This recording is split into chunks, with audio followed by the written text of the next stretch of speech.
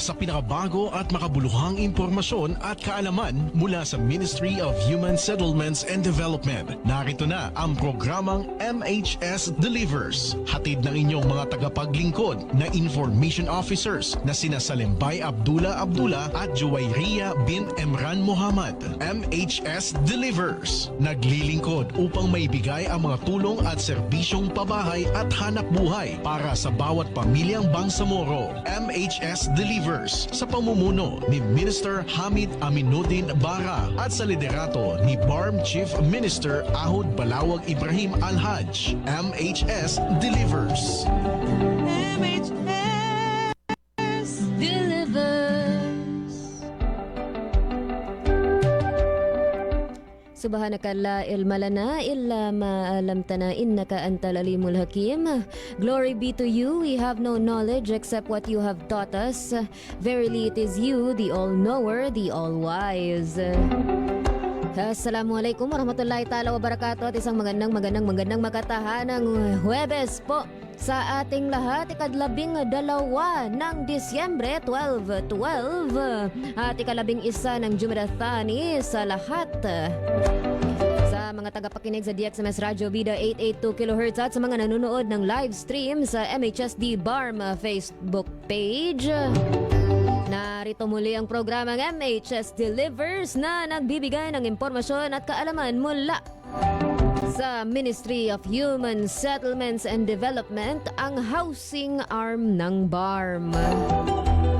Ako po ang inyong lingkod, Bangsamoro Juwayriya bin Emran Muhammad, at ito na po ang pang-100 at 99 na episodyo ng ating programa na walang ibang hinihiling kundi maggabay, magbigay ng tamang impormasyon na magagamit sa pagpapatakbo ng kabuhayan at pamumuhay, hindi lamang sa rehiyon ng Bangsamoro kundi pati na rin sa ating mga kabalay sa labas ng rehiyon.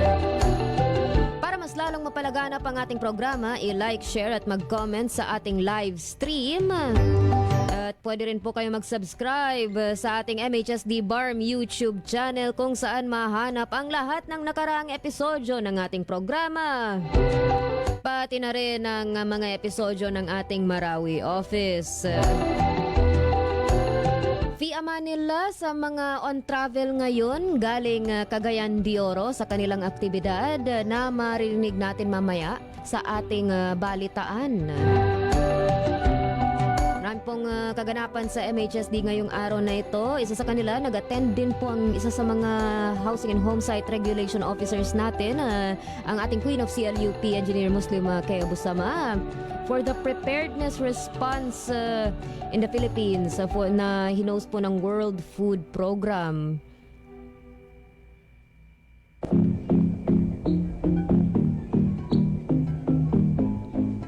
Nandun din po si Sir Sultan Magal Makadag. Marami pong nag-attend mula sa ating MHSD para dun sa World Food Program na activity. Alhamdulillah. Nagkaroon din ng benchmarking activity ang MHSD Monitoring and Evaluation Division sa ating NEDA, sa ating mga kabalay sa NEDA 11, Region 11 para sa Project Monitoring at Evaluation Division sa Bangkal, Davao City. Wow!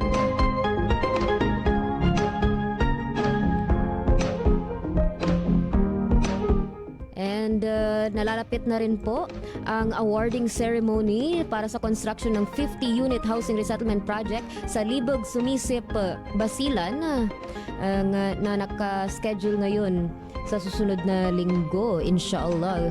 Good luck po sa ating Basilan Provincial Office sa pag-lead at pag-facilitate nun. At ingat po sa biyahe, Fi Manila, sa mga sasama para sa aktibidad na iyon. Ngayong araw na ito, ang ating topiko, patuloy po ang ating pagbalangkas at pagtalakay sa ating accomplishments, challenges at ways forward ng mga provincial offices ng Ministry of Human Settlements and Development. Ngayong araw na ito, makakasama natin maya-maya ang Provincial Director ng Lanao del Sur MHSD Provincial Office na walang iba kundi si Benjamin D. Alangka. Inshallah, maririnig po natin maya-maya ang kanyang boses para sa ating talakayan. Pero bago yun, dadako po muna tayo sa ating mga balitaan, segmentong IPH at HSF. At pagkatapos ng ating talakayan, magaganap ang ating segmentong KKK kung saan ang inyong kasagutan sa aming katanungan ukol sa kaalaman ng ating programang posibleng magpapanalo sa inyo ng 100 peso load.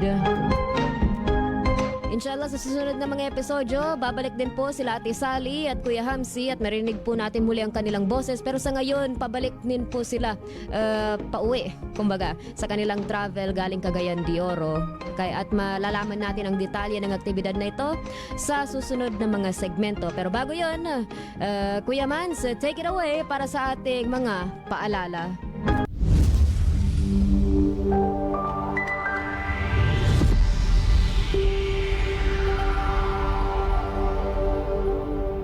Nais mo bang magsimula ng bagong buhay sa bagong tahanan? Lumipat sa bagong struktura at bagong komunidad? Empleyado ba kayo ng opisina, kumpanya, o may matatag na hanap buhay? Narito na ang Ministry of Human Settlements and Development sa pangunguna ni Minister Hamid Abdul Para at sa suporta ng Chief Minister Ahmed Galaw Ibrahim ang proyekto Economic Housing Loan. Katulad ng mga panimulang struktura sa Phase 1 at 3 ng Barangay Capitol, Dato Odin-Sisuan kasama ang Phase 2 sa Barangay Sisba, Dato Odin-Sisuan at layunin ng Ministry pagpatuloy ang proyekto sa mga lalawigan ng Cotabato City. 63 barangay ng North Cotabato ang una at pangalawang distrito ng Maguindanao, pati na rin sa island provinces ng Basilan, Sulu at Tawi-Tawi. Narito ang siyang na requirements na pinakailangan ng pasa para mag-avail ng housing loan. Una, fill out housing loan application form. Pangalawa, Certificate of Employment and Compensation, notarized. Pangatlo, kung may asawa, kailangan magpasa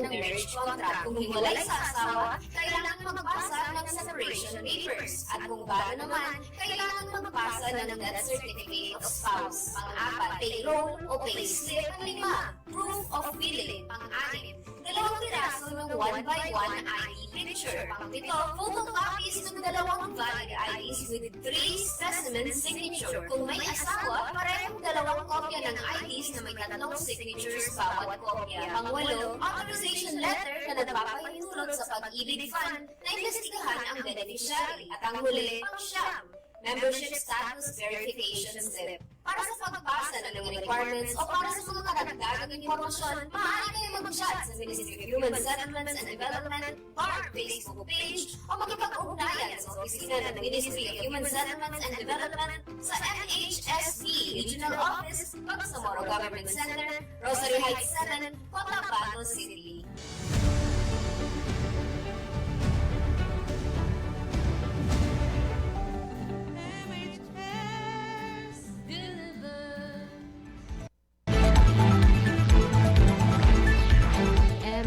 MHS delivers at para sa ating mga MHS deliveries ngayong araw na ito, meron po tayong 3 balita. Una sa kanila, MHSD pinalakas ang kampanya upang mawakasan ang vow sa pagsasagawa ng oryentasyon ukol sa GBV at RA 11596 sa mga residente ng Darussalam sa Barangay Badubo, SK Maguindanao del Norte. Pangalawa, mahigit 100 empleyado ng MHSD nagtipon at napaunlad ang kaalaman ukol sa gender roles and family in Islam. At ang ating pangatlong balita, MHSD pinaunlad ang mga outputs para sa QMS sa pagsasagawa ng Right Shop at interactive discussion.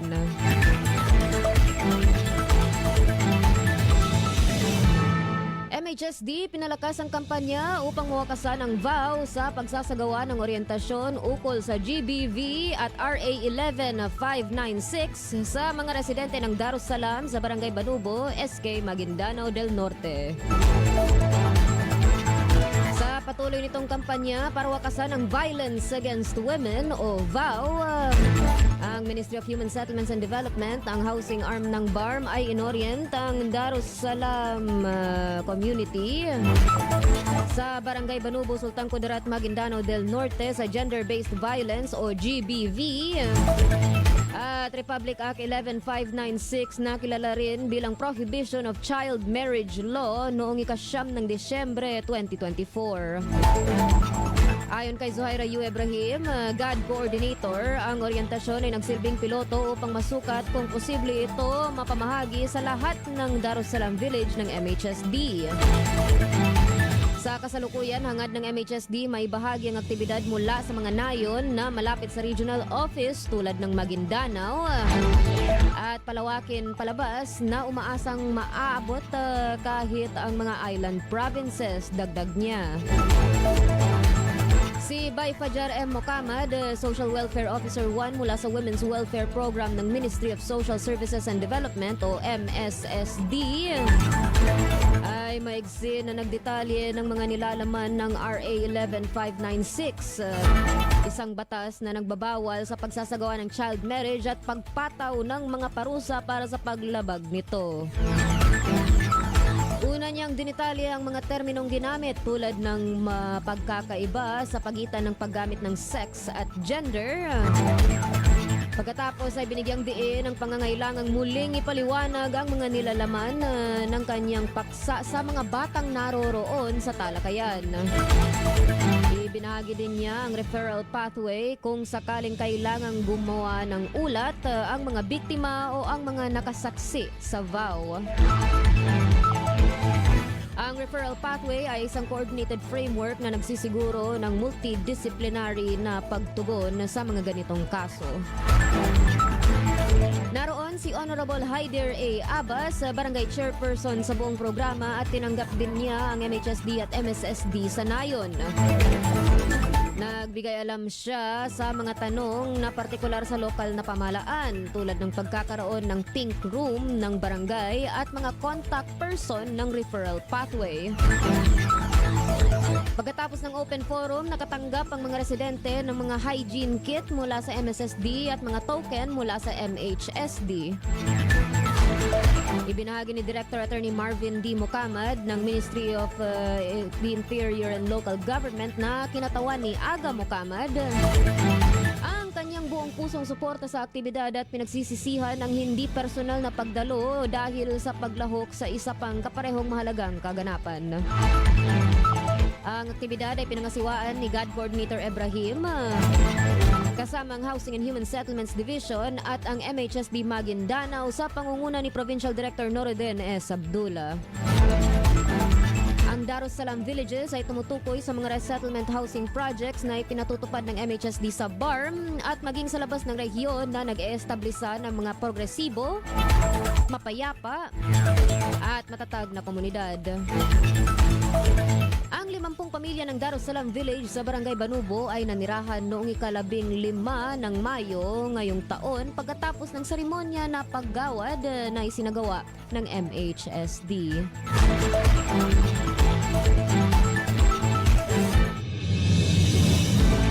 At para sa ating pangalawang balita, mahigit 100 empleyado ng MHSD nagtipon at napaunlad ang kaalaman ukol sa gender roles and family in Islam.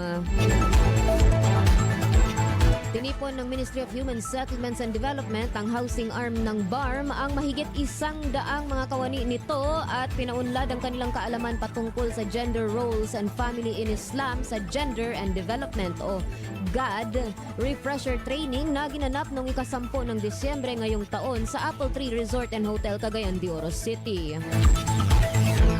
Ang aktibidad ay opisyal na nabuksan at nagumpisa sa mensahe ni Deputy Minister Aldin H. Asiri kung saan sinabi niya na ipagpapatuloy ng ministry ang pagpapalakas sa pangkat bilang isang pamilyang MHSD at ang pagpapatuloy umano ng inspirasyon na nararamdaman ng bawat isa sa pagseserbisyo sa Bangsamoro. Tampok sa kaganapan ang masusing pagtalakay sa mga mahalagang topikong Islam and gender equity ni Minister Hamid Aminuddin D. Bara, Essence of Understanding and Practicing Islam ni Bangsamoro Director General BDG Ismail W. Ibrahim, Fitna in Allah's Family ni Sheikh Ibrahim A. Bagamban, at the feminist origins of the modern LGBTQIA+ movement ni Dr. Nazira D. Muhammad Qasim. Binigyang diin ni Minister Bara sa kanyang diskusyon ang kawama na nabanggit umano sa Quran na nangangahulugan o ang ibig sabihin ay ang mga lalaki ang aakay, magproprotekta at magbibigay ng mga pangangailangan ng mga kababaihan. Maliban sa pagpapaalam ng mga maling akala sa estado ng mga babae sa Islam, sinabi rin ni Ministro na hindi magkakaroon ng mabubuting mga komunidad o nasyon kung walang matutuwid at nagmamahalang mga pamilya. Samantala, ipinaintindi ni BDJ Ibrahim na hindi umano marapat para sa mga naniniwala o mga Muslim, lalaki man o babae, na kapag ang Allah at kanyang sugo ay magpasya sa anumang bagay o gawain, sila ay may iba pang pagpipilian o pipiliin, lamang nila ang kanilang susundin. Sino man umano ang sumuway ay tiyak na nasadlak sa hayag na pagkaligaw. Ipinahayag naman ni Sheikh Bagamban na ang fitna sa mga pamilyang Muslim ay maaaring ang mga pagsubok, tukso, pagmamalupit, at salungatan at labanan. Sa kanyang lektura, pinaalam ni Dr. Qasim ang pinagmulan ng feminist movement kung saan ito umano ay inumpisahan ng mga kababaihan sa Estados Unidos. Sa taong 1848 na sinundan na ng pagtataguyod ng mga isinusulong o ipinaglalaban na gender identity at diversity ng LGBTQIA+ o lesbian, gay, bisexual, transgender, queer o questioning, intersexual, asexual, at iba pa. Ang mga empleyadong kalahok ay nagkaroon ng pagkakataon na makapagtanong sa mga resource speakers kung saan sila ay naliwanagan sa kanilang mga agam-agam, kalituhan, at mga bagay na hindi pa nila lubos maintindihan ukol sa mga topiko. Ang mga aktibidad ay pinamahalaan ng GAD ng Ministry sa pamamagitan ng GAD Coordinator na si Charani B. Pandi. Kaakibat si Hasanor M. Ambulodto, Head ng Procurement Section. Salembay A. Abdullah, Head ng Information and Communications Section, at mga miyembro ng Secretariat. Ang mga kalahok sa naturang GAD Refresher Training na may temang Building Strong Families, a Refresher on Gender Roles in Islamic Perspective ay nagmula sa iba't ibang opisina, division, section, at provincial offices ng MHSD.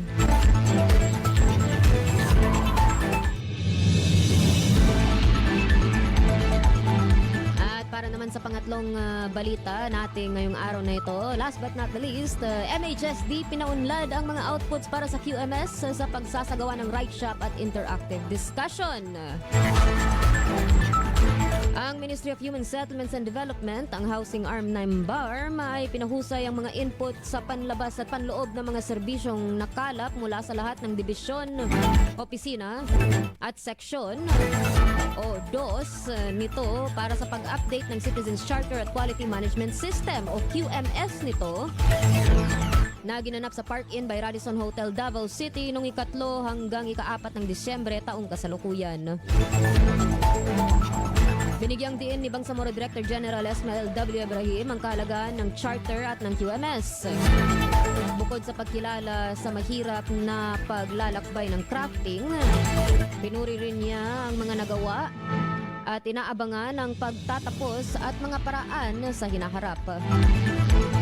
Ibinahagi ni Suharto S. Wahab, Director 2 for Technical and Regulatory Services, ang mga paraan upang mapadali at pasimplehin ang proseso sa paggawa at pagwawakas, lalo na ang Citizens Charter, sa mas maikling paraan.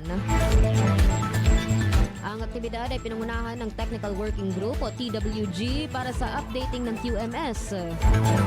Sa pangunguna ni Attorney Nasiha S. Mamarangkas, Legal at Legislative Liaison Section Head, sa tulong ni na John Anthony F. Quimen, Head of the Internal Planning Section, at by Abdullah, Head of the Information and Communications Section. Lahat ay nasa ilalim ng Office of the Minister.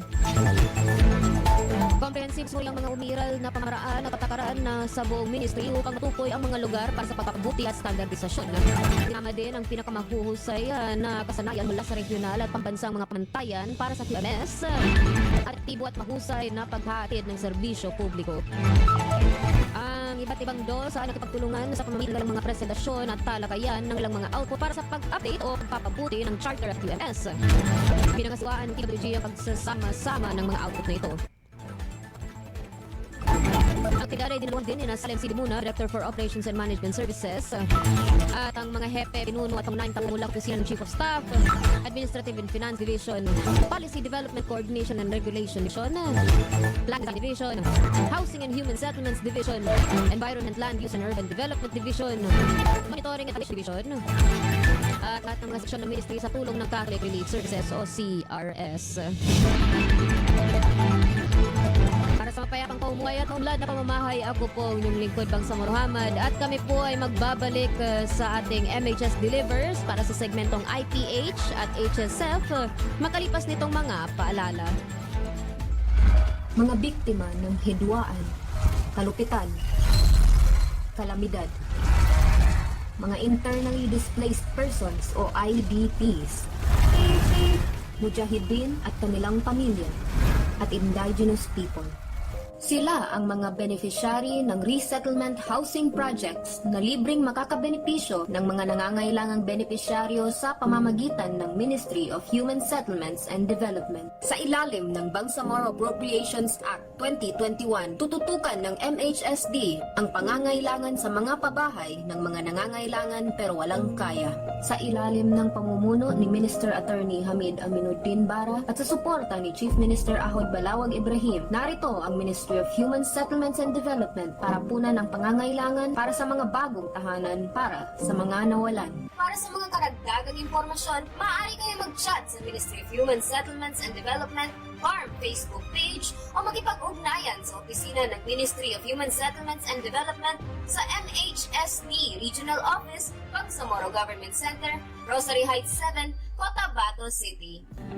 MHS Delivers.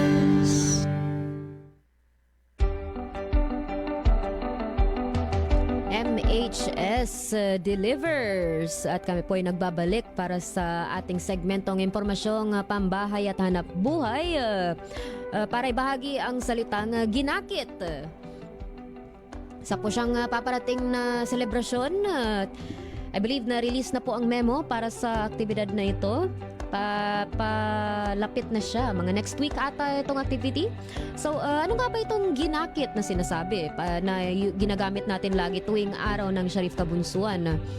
Ang ginakit, alternatibong binabaybay bilang ginakit na GUINAKIT or GINAKIT, ay tumutukoy sa isang bangkang maginanaon na ginamit ng Maharlika. Ito ay ginamit sa kasaysayan upang maglakbay sa baybayin at panloob na tubig ng Mindanao. Ang ginakit ay nagmula sa salitang maginanaon para sa convoy ng mga bangka.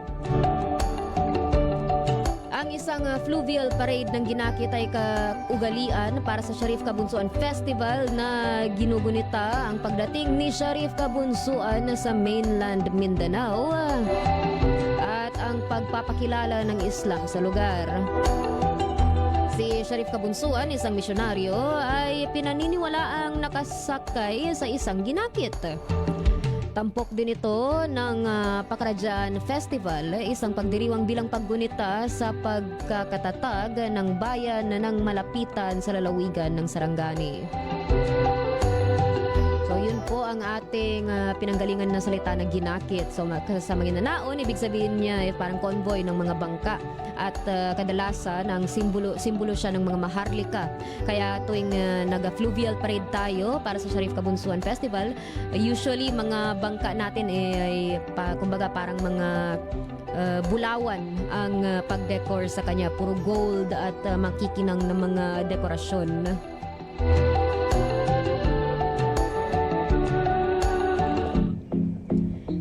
Samantala, para sa ating segmentong Health and Safety First, RSV season po ngayon. Ano nga ba itong RSV? Ito ay tinatawag na Respiratory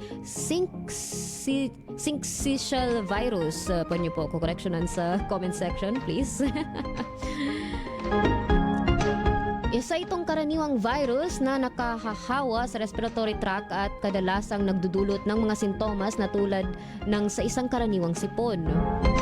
Karamihan sa mga tao ay gumagaling sa loob ng 1 linggo o 2, ngunit ang RSV ay maaaring maging seryoso para sa ilang individual. Sa malalang kaso, maaari ito maging sanhi ng bronchitis at pneumonia at maaari itong magpalala ng mga malalang kondisyon tulad ng hika at congestive heart failure. Maaari rin ito makaapekto sa kalusugan ng cardiovascular, so ang ating puso. High-risk group po ang mga sanggol at matatanda. Sila pong pinaka-vulnerable sa malubhang komplikasyon ng RSV, kadalasang nangangailangan ng ospital. So sa mga matatanda, anyone from 60 years old pataas ay posibleng compromised sa RSV. Kumakalat ang RSV sa pamamagitan ng respiratory droplets mula sa isang nahawaang tao sa panahon ng pagbahin, pag-ubo o pakikipag-usap.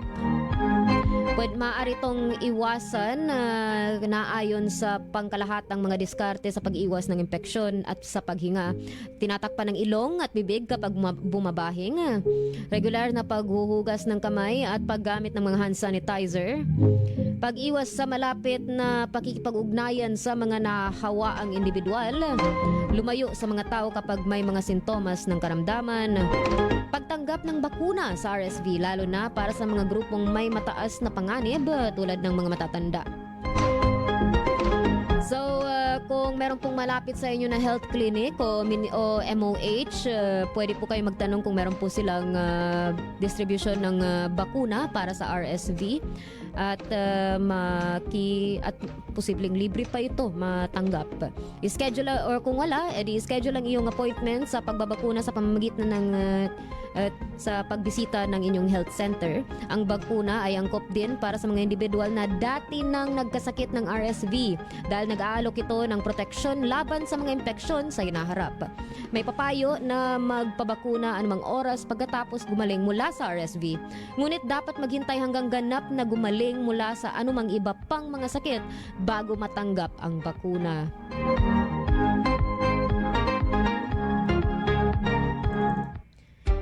At yun po ang ating segmentong IPH at HSF. At narito po tayo sa ating segmentong MHS Discusses. Tatalakayin po natin ngayong araw na ito ang accomplishments, challenges, and ways forward ng MHSD Provincial Office for Lanao del Sur. Kasama po natin sa talakayan, walang iba kundi ang Director 1, ang Provincial Director ng MHSD Lanao del Sur Provincial Office. Walang iba kundi si PD Benjamin D. Alangka. Assalamualaikum PD, musta po kayo? Salam, okay naman. Nasa alas 2 ngayon, so nasa medyo critical na oras tayo. Well, pagka-air nito, inshallah sa Thursday, nasa tanghaling tapat at kasabay natin kumakain inshallah ang ating mga kabalay na nakikinig sa radyo at nanonood ng live stream. So, para sa ating... So para sa ating Lanao del Sur Provincial Office, musta po ang ating mga proyekto na ini-implement at minomonitor sa lungsod, sa probinsya ng Lanao del Sur? Okay naman, but before gusto ko lang batiin ng isang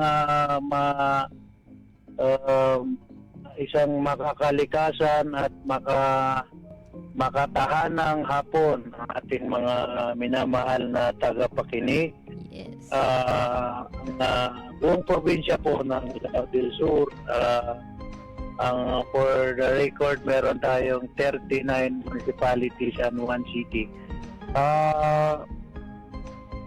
Gusto ko rin batiin ng mga lahat ang nakikinig sa ating programa. Yes. So far, ang Lanao del Sur, meron tayong maraming project. Sa pabahay pa lang, meron tayong mga pinapatupad na mga proyekto. In fact, 2 months ago, meron na tayong na turnover na 100 units housing and resettlement project sa may Sagiran, Lanao del Sur. Ito po ay pinunduhan ng GAAB 2022. Sabi po natin pina-implement ng mga babahay. So far,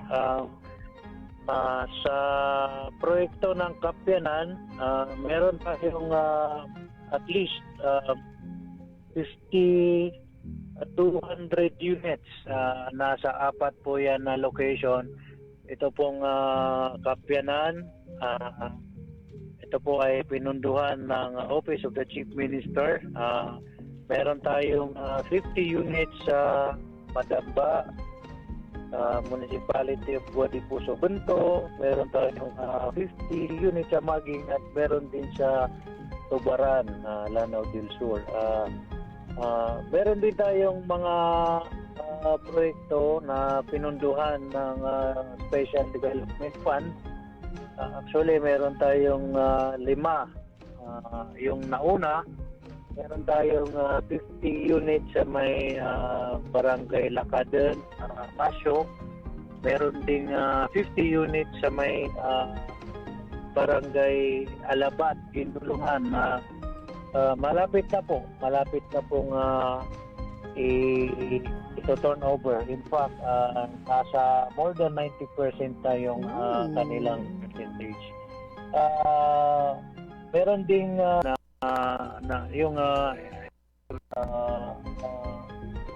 meron din tayong ina-implement na mga proyekto dito sa Lanao del Sur, kagaya po ng mga TDIF na mga training centers galing po sa Transitional Development Fund ng ating mga butihing MPs. PD, atras po Sa tayo kasalukuyan, konti. hello po. Yes po, PD, atras po tayo konti. Ilan po, mabilang po, ilan ang total na housing sa Lanao del Sur? Mahina po ako sa math, pero Estimate, itotal po approximation. natin. Meron tayong meron tayong Sige, may calculator ako. 200 units. 200? Kapyanan, plus 250 250 SDF. sa SDF? And then meron tayong 200 units na sa Marawi City. Sa 200 sa Plus Umarawi? meron tayong 100 sa Gira. Medyo challenging sa atin kasi nga ang dami nating minomonitor na project. So basically ang trabaho po ng ating provincial office ay yung monitor, mag-supervise, and then tumulong sa ating mga contractors kung ano po yung pwede natin maitulong sa kanilang as they go through with the implementation of the projects. And PD, meron din tayong mga training centers na natapos na po sa local na yan, Oro City. Para sa mga nawalan. Para sa mga karagdagang impormasyon, maaari kayo mag-chat sa Ministry of Human Settlements and Development FARM Facebook page o makipag-ugnayan sa opisina ng Ministry of Human Settlements and Development sa MHSD Regional Office, Bangsamoro Government Center, Rosary Heights 7, Cotabato City. MHS delivers.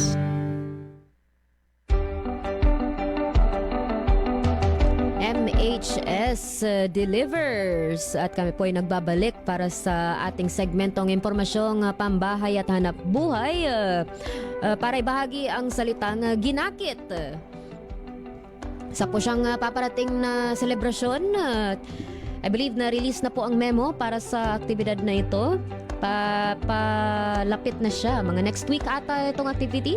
So, ano nga ba itong ginakit na sinasabi na ginagamit?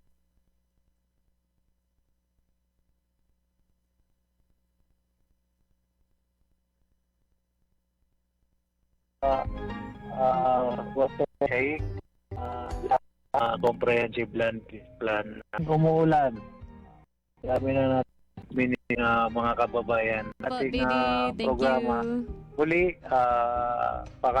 Dindi Barang, Deputy Minister Aldin H. Asiri, Director General Esmael W. Ebrard, yung peace and order and others. So, muli ko kayong bati ng isang makatahanang hapon. Makatahanang hapon. At kami ay umaasa na sa susunod na taon, muli tayong magkasama dito sa inyong programa, Ma'am Bia. Inshallah. Hindi lang by phone, baka Inshallah in person? Maybe? Ang tawag doon. Thank you. Iba kayo sa ating so, bahala na kung anong fund source noon. Ibahagi lang kung ano yung numero. So, ito nang hint ninyo. SSD under MRP. SGLG sa Lanao del Sur, magbigay lamang ng isa. Director General Esmael W. Ibrahim. At sa ating mga kabalay sa ICS, Salembay A. Abdullah, Datonohas A. Daud, Hamsari H. Pala, Almansur S. Ugaw, at Jasmine Langgi. At para sa ating mga kabalay sa technical side, Sir Rupert at Sir Dennis, kami po ang inyong lingkod na laging nagsasabing lagi po nating tandaan ang ating mga hashtag na hashtag trabaho ko, ibada ko, hashtag work with excellence and perfection, hashtag our home, our dream, and hashtag building community, building ummah. Ako po ang inyong lingkod, Bangsamoro Juwayria bint Emran Muhammad, nagpapaalam po sa ating 199th episode at nagsasabing Assalamualaikum warahmatullahi ta'ala wabarakatuh. Sumainyo ang programang MHS Delivers. Naglilingkod upang maibigay ang mga tulong at serbisyong pabahay at hanap buhay para sa bawat pamilyang Bangsamoro. MHS Delivers sa pamumuno ni Minister Hamid Aminuddin Bara at sa liderato ni BARM Chief Minister Ahud Balawag Ibrahim Al-Haj. MHS Delivers. Ang mga pananaw at opinyon na ipinapahayag ng mga tagapagsalita at mga panauhin sa programang ito ay hindi sumasalamin sa polisiya o posisyon ng himpilang ito. Masaya ang Pasko mo pag bida ka. Mas masaya ang Pasko mo pag bida ka. Mas masaya ang Pasko mo pag radyo bidang radyo mo. Mas masaya